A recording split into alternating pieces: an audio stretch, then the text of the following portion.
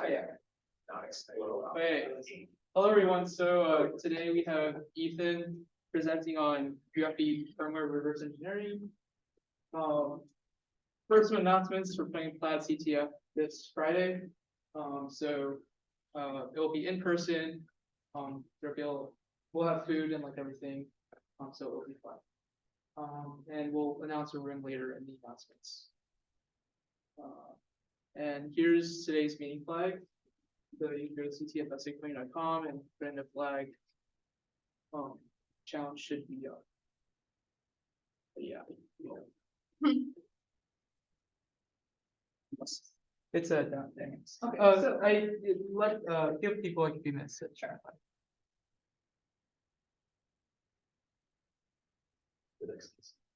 Yes. What? I have no idea what's going on. That's what one is going on. Yeah. This is one of those stacks. Really gotta flip this shipping. Yeah. Order. It's really annoying. Nice.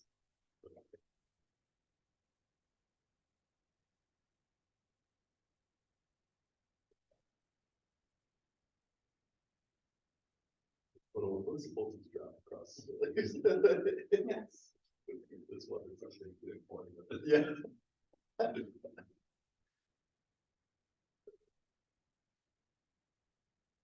Is everyone good? Yes. Cool.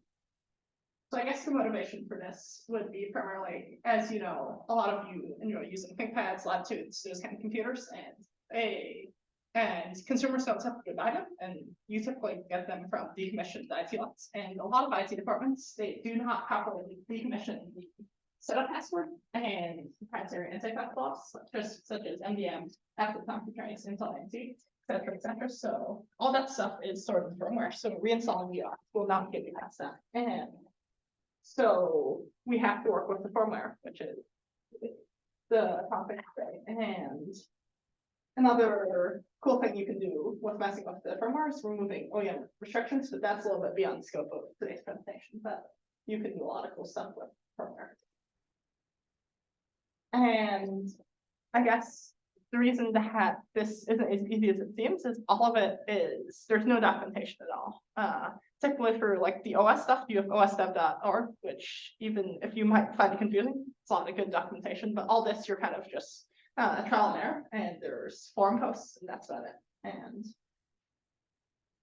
so the setup password is typically used to be stored in the volatile memory, like the RTC chip, the clock, but as manufacturers found out that people were just popping the clock chip and resetting it. Yes. What is the setup password? The BIOS password. Okay, BIOS password. Gotcha. Yes. So you can't change the boot order. You can't even reinstall the OS sometimes when you get a lot of laptops, and when you have stack 15, you really don't want them to go to UAS. So this is, they have like a lockdown BIOS and you can't even get into it. You can't even reinstall. You can't even select a boot device typically. Okay. That's what it presents itself as. And you can boot the locked Windows install that it comes with. So typically when devices get decommissioned, it either goes to IT and they properly wipe it and it's all good, or they just take it out of the employee's hands and give it to you. So everything's still on there, but they're banking on the fact that it's encrypted, which it is. So it's not a risk for them, but you can't use the device. So typically these days it's either stored in the NVRAM, non-volatile random access memory, which is a NOR flash chip on the motherboard of the computer, so completely separate from the SSD or hard drive.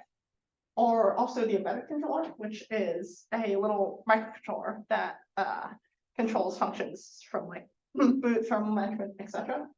And again, there's no documentation. So there's a reason you don't see setup passwords in like open source firmware, such as like core boots. If you have core boot on your computer, which I think you do, you don't have an option to set a BIOS password, just because you can't really have client-side password while maintaining ownership or openness of the device.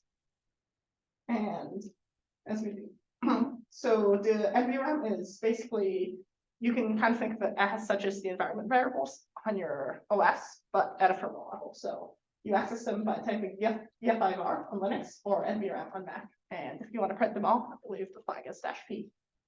And it stores settings such as depth and volume, brightness, boot order, milestone config, hardware configuration, like the amount of RAM you have installed, etc. Also, secure boot certificates. So if you've installed Windows, you have to import the key. That's where it's stored. CPM configuration, and this is what we're after today. So,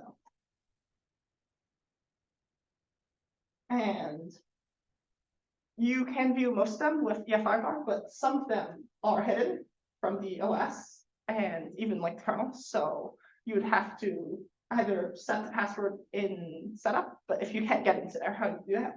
So we do that by modifying the NOR flash chip externally. So you either in system programming, so like hooking up a JTAG connector to the mainboard, or you take off the chip and then flash it.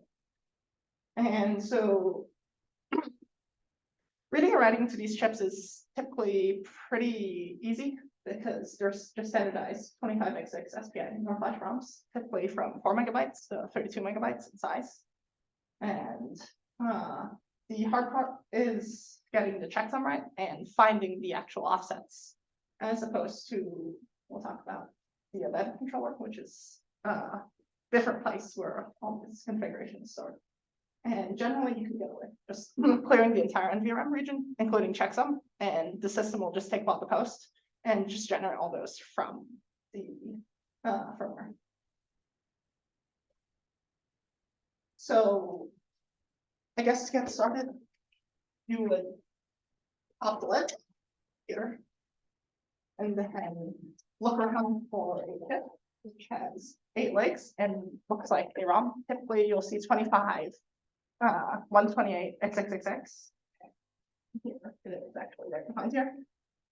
And on most Windows computers, you cannot do in-system programming because of the way the embedded controller will drive the clock line. So you have to remove the chip. But on Apple computers and Chromebooks, any manufacturer, you'll be able to either hook up JTAG, or in some instances, if you can get into the system, even use flash ROM with the internal programmer, with the internal it's called PCH to program your flash.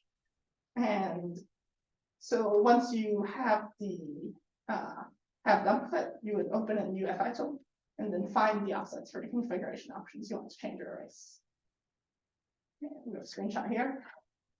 This is a HP computer, and as you can see, you open UEFI tool, browse to NVRAM, so you see a tree. It says BIOS, ME region, and then you expand BIOS, and simply the first section, or you can think of it as sort of like a partition, but it's not really a partition table. And then see all these variables, and we found the one we want to clear.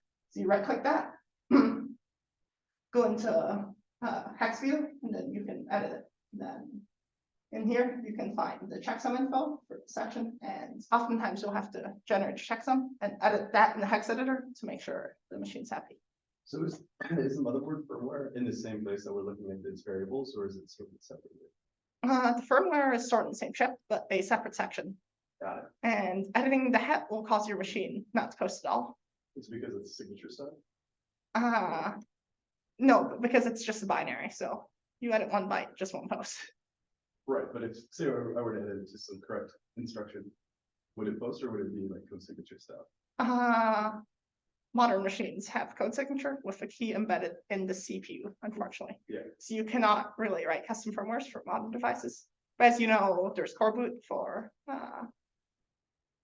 older devices, so you can absolutely replace the entire firmware. Gotcha. But with modern devices, typically they have it's called Sure Start, Sure Recovery, lots of brand names like that. They prevent you from writing custom firmware. So we're stuck with modifying the variables of the stock firmware to get what we want, unfortunately.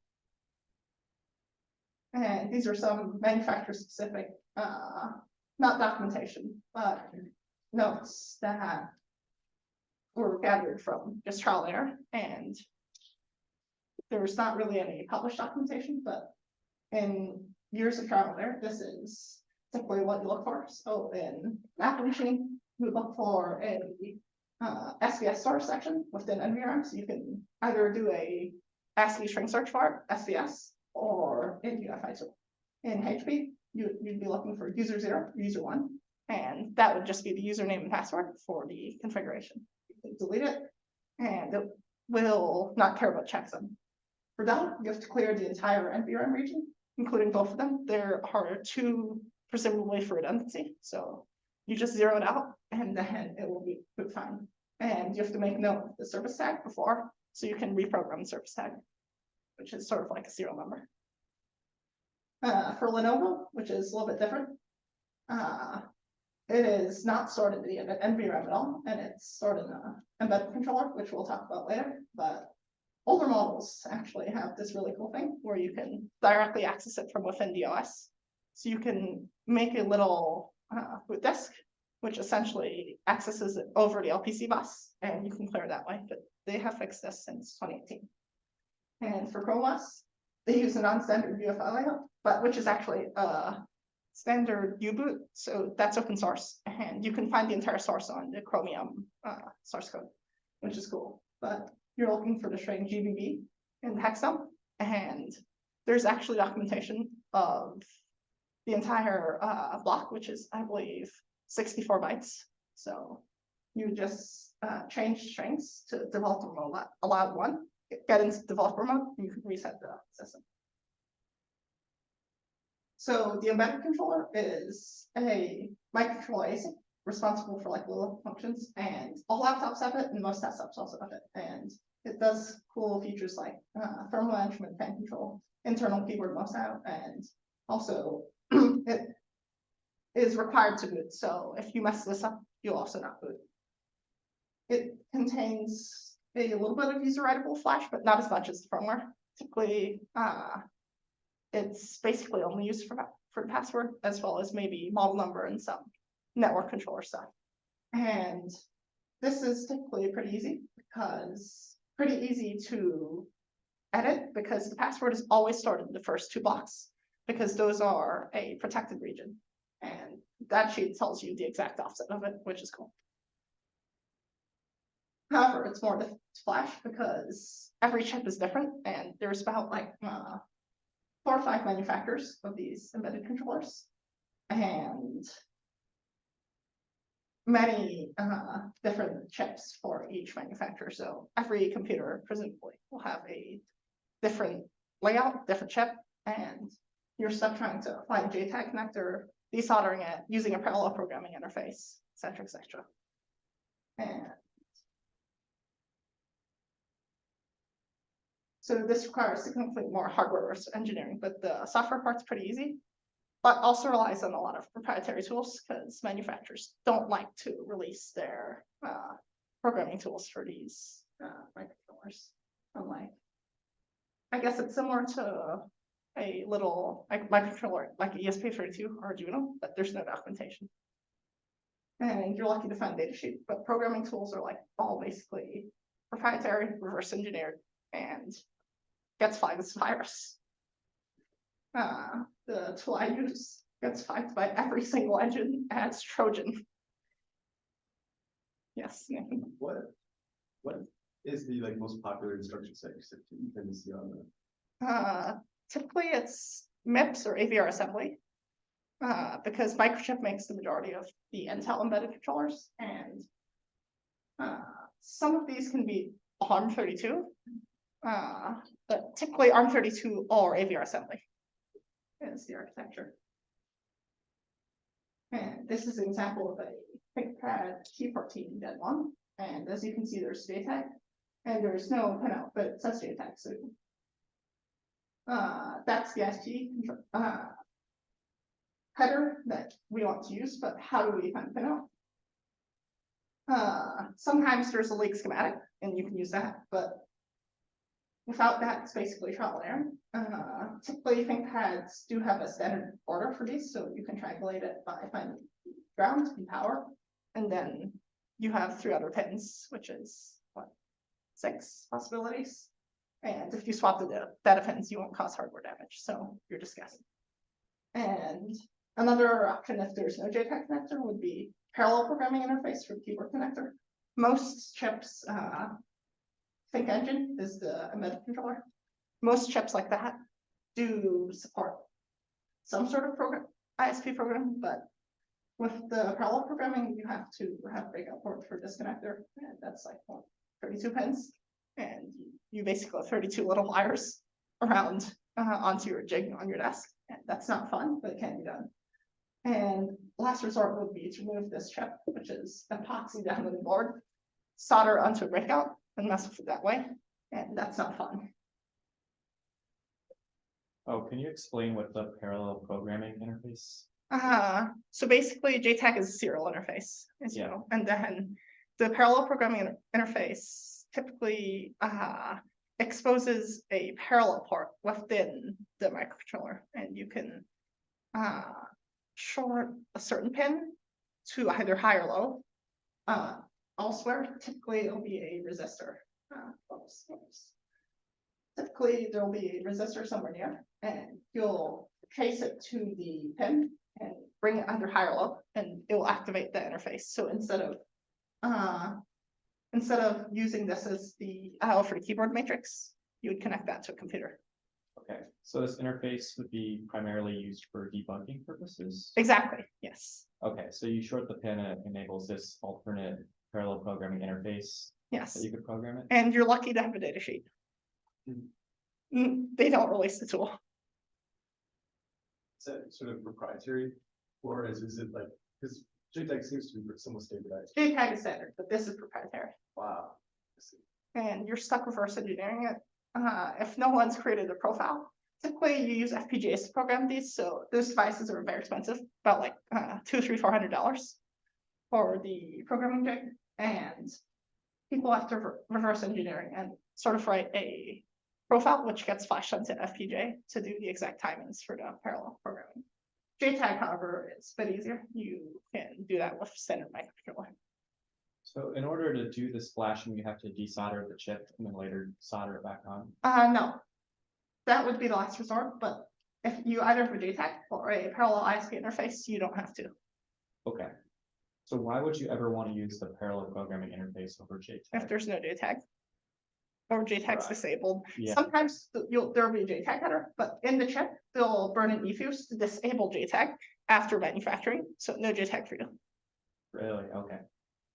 What tools do you tend to use to interface the JTAG? Do you have like an actual JTAG thing, or do you like rig up something with the microcontroller? Typically, there's off-the-shelf solutions that are a reader, so you would either solder a connector to here and plug it in, or just solder 5 wires. Neither is very difficult, so. If there's a JTAG and JTAG's not disabled in the microcontroller, you're pretty much good. And you also need the tool to read it, because the protocol, even though the electrical connection standard, the protocol is not. So you need a manufacturer specific tool, either a leak tool that only works on like Windows 7, or a tool that gets flagged as a virus that is like reverse engineering from like mainland China. Nice. That's really fun. And if you're really lucky, like it's ThinkPad, I think SP2023 has a GitHub with tools to do that, but most laptops don't have that strong developer community behind it, so all you get is like this blob from mainland China that gets flagged as virus. Nice. Presumably, it could be injecting some sort of payload into the MIDI controller, but if you just update it afterwards, it'll erase it. With the manufacturer provided tool, it'll override it, so. And so these two are expensive and proprietary. And if you just want to write to the NOR flash ROM, Nathan, you've probably done this. You can use Raspberry Pi or CH341A and flash ROM, which is pretty easy, or you can use flash ROM internal flash. But to write to embedded controllers, you're stuck with like, I know for a fact that the software for this gets flagged as a virus by every single engine. And the download link is from like Google Drive, and it gets flagged as a virus. So you have to click, yes, allow me to download this virus, because they're too lazy to host it themselves. So it's on Google Drive. And these are some tools used, UEFI tool, MiniPro, which is a program for this. And Bad Cats Forum has a lot of schematics and I guess intellectual property content that other sites aren't comfortable hosting. So which is good for reverse engineering stuff.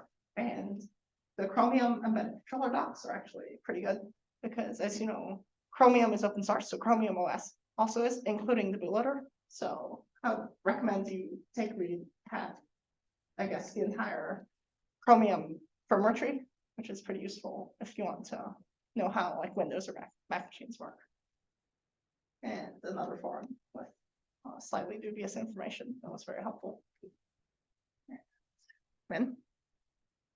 Oh, yeah. Oh, is there any resources where people have detailed how they reverse engineered some of the firmware?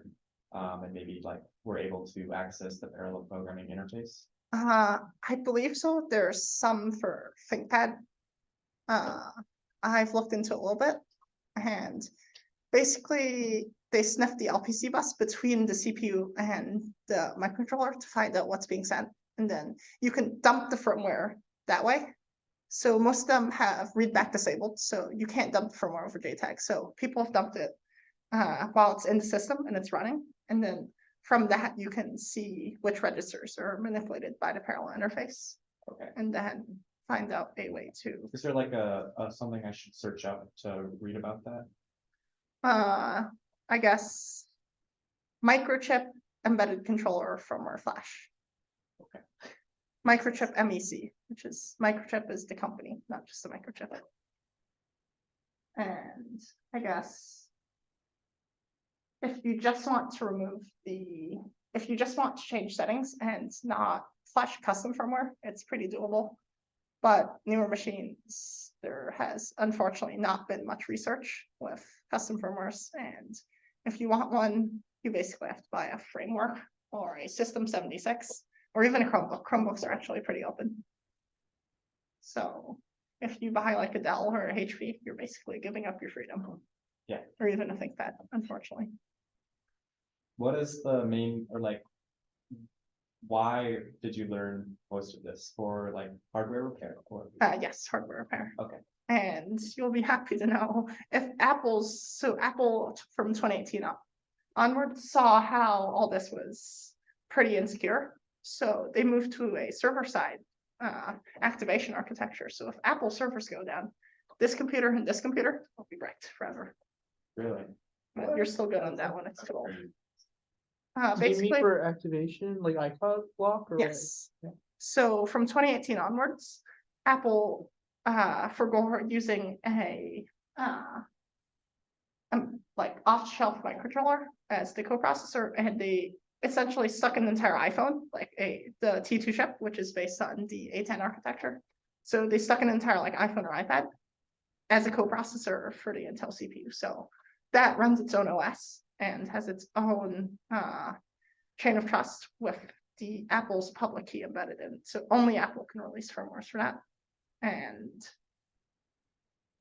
on an OS restore, or if after a certain number of days, or if the RTC is reset, it needs to phone home to Apple before you can even boot up. So it will boot up to a recovery OS where the Intel CPU is basically disabled and only acts as a frame buffer for your coprocessor. And until it phones home to Apple, gets the activation ticket, you're not allowed to boot your OS. Wow, that's crazy. How does it phone home? Like, is it strictly through Wi-Fi that you have to connect? Yes. To, or okay, there's no like crazy cellular chips. No. Alright. It's through Wi-Fi, and basically, if any of the factors makes the MacBook unhappy, it will just boot to a different mode. As you can see, the Apple logo looks slightly different when it's doing, and you don't get a loading bar. You get a spinning wheel instead. And that's when your coprocessor has taken over, and your Intel CPU is like essentially acting as a frame buffer. So your computer is essentially bricked. Wow. And also, is it different for like M1, M2 laptops or? M1 and M2, the entire SoC is there, so Right. they actually don't have an Sure. embedded controller. Right. So everything's on one chip, including some of the power management stuff. So if you crack open an M1 computer, there's very few chips on it. Just the big Apple one with the Apple logo and M1. So the future we're moving forward is this will not be usable in the future as manufacturers are moving towards their own architecture instead of cobbling together something from Intel, something from Atmel or Microchip in this case. You know how some of this documentation is affected by like possible right to repair legislation? Yes. So like what sort of tools or like documentation would be required to be released? Well, right to repair is mostly for hardware repair, so it Yeah. would not affect the firmware much. Besides maybe preventing software locks for replacement parts, for example, but I highly doubt that right to repair would affect giving documentation about the firmware or the Yeah. boot chain. They would still be able to like disable JTAG. Oh, for sure, yeah. Okay, yeah. And keep in mind, none of the schematics are available, so, and often, as you saw in that previous slide, it had a label called JTAG, but manufacturers are moving away from self-screening the designators on connectors anymore, so you're just, as you can see here, nothing is labeled. This is the JTAG connector. The pinout's not labeled, not even pin 1. You don't know which one's pin 1. Yeah, so unless you get like a very popular or like mainstream device, very little odds to be able to know what these are. Yes. And surely it's disabled, right, on the Mac. It's actually not, and the PCH also doesn't drive to clock when only the NOR flash is powered, so you can just hook it up, and the pinout's also available, so you can just hook it up directly to programmer with that no restrictions. When was this back made? 2014. Okay, That makes sense. that'll do it, yeah. And MacBooks are actually decently open. I think this one even has a cardboard port, so until Apple did the slimy coprocessor thing, MacBooks were actually pretty open, same with Chromebooks. So I feel like the worst luck is probably some obscure like Dell Edgebron that like only consumers use and people just throw away when there's anything wrong. And good luck with that if you don't want to. Your only hope is like a project where you just want to learn and not necessarily the end result, because it's not worth, frankly, it's not worth 24 hours of work just to be able to change one variable and get the machine back working.